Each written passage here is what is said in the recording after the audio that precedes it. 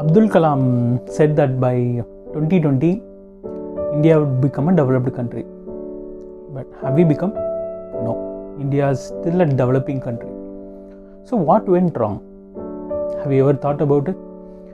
See, Abdul Kalam, if you see his old interviews, he mentioned that India would become a developed country because there will be like a lot of entrepreneurs coming from India, because of which India have a high potential of becoming a developed country.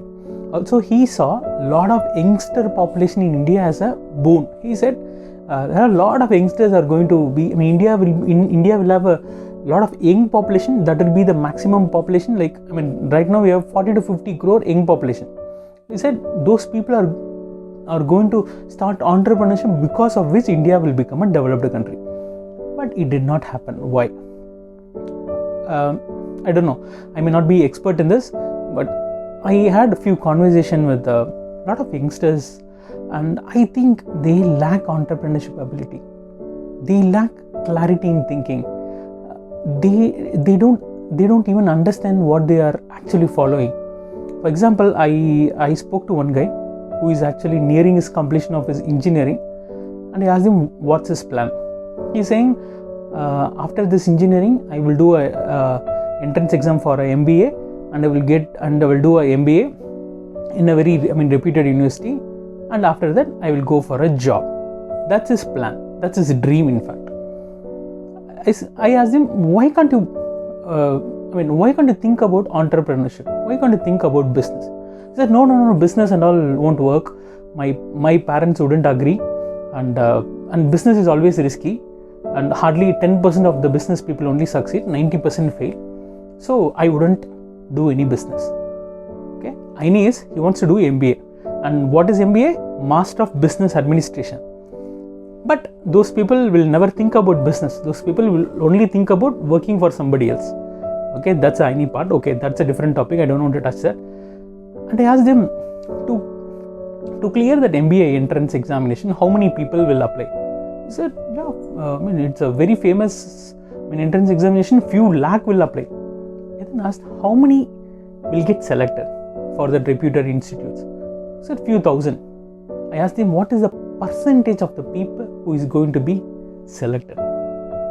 He then realized hardly 1%, not even 1%, it was less than 1% of the people will be selected for the entrance examination. There is so much of competition because India has a huge population, but still these people are willing to compete and they are so confident of coming in the top 1%, but they are not willing to try a business.